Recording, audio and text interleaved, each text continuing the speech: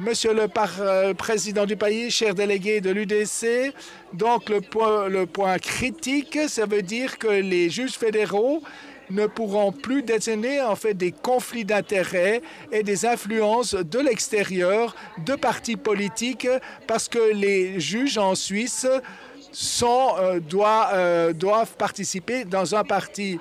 Les exemples concrets, donc le comité d'initiative ne les prend pas par rapport à d'autres pays qu'en Suisse.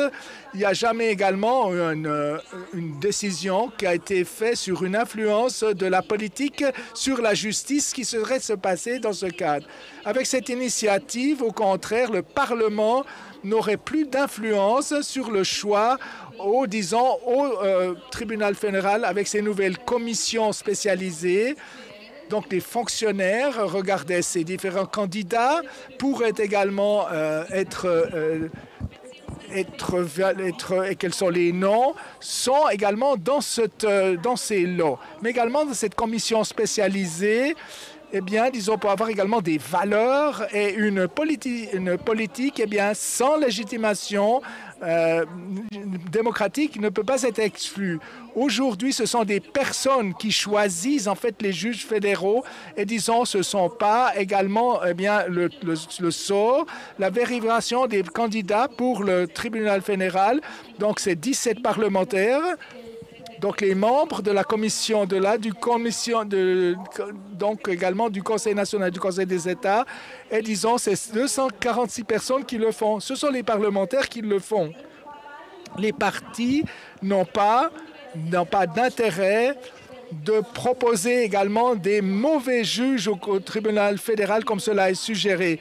Donc, les partis politiques, tout au contraire, veulent en fait eh bien, des juges qui également présentent en fait un semblance. Donc, de notre côté, les membres du tribunal fédéral, on pourrait simplement s'imaginer, eh bien, les juges les plus élevés dans ce pays, on le redire, ils ont su cette poste uniquement parce ils ont eu de la chance au sort, le tirage au sort et la légitimation, disons, également en ce qui concerne eh bien, les juges de notre pays. Aucun canton, disons, choisit sa justice et aucun pays de ce monde le fait ainsi. Chaque juge, toutes les 6 ans, doit se soumettre à une réélection. La Suisse, ce processus est pratiquement le seul. Cela ne veut pas dire que ce serait faux. La réélection détermine la légitimation démocratique et institutionnelle des juges qui doivent d'autant plus être attentifs à leurs responsabilités. Avec cette initiative, jusqu'au l'âge, donc les juges, les femmes jusqu'à 69 ans, les hommes jusqu'à 70 ans, donc, ce temps de long cours sera alors positionnement démis des fonctions par le Parlement qui pourrait les dédire, qui pourraient être également exclus de leurs fonctions. L'initiative sur la critique commence que le Parlement aurait la compétence, disons, de pouvoir en fait retirer complètement ce choix.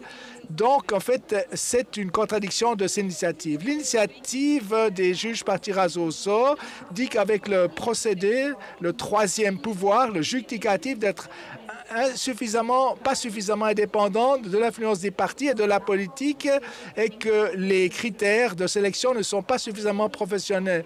Mais si on regarde le profil spécialiste des 37 également membres du Conseil du tribunal fédéral, nous constatons que 80% des juges ont traversé tout le cursus judiciaire en passant notamment par les tribunaux cantonaux de greffier à juge de district, au juge cantonal, voire président d'un tribunal. Le 20% restant ont une carrière remarquable dans le domaine juridique au sein d'études d'avocats, d'entreprises ou de postes à haute responsabilité dans des entreprises ou l'administration. Le tirage au sort conduirait inévitablement à la désignation de candidats peu qualifiés au détriment d'autres candidats. donc, disons, au détriment justement d'autres candidats qui pourraient être intéressés. Par leur affiliation à un parti politique, les membres de la Cour suprême fédérale relèvent à quel courant, à quel système de valeurs politiques ils s'identifient, ce qui de fait garantit aussi une véritable transparence. De plus en plus de questions aujourd'hui sont attribuées à la sphère juridique alors qu'elles concernent davantage la sphère politique, allant en particulier de la structuration des systèmes électoraux dans les cantons à la primauté, en ce qui concerne pour l'UDC, pas simplement, disons, en ce qui concerne du parti politique et pas des juges, et voir également la structuration des systèmes électoraux dans les cantons, la primauté des traités avec l'Union européenne sur le droit national, en passant par le fait de savoir si les naturations sont juste des procédures administratives ou encore si un référendum doit être répété en raison de statistiques erronées. Nous avons des exemples en disant que le judicatif, le troisième pouvoir, est une institution apolitique, eh bien, cela, elle est purement illusoire.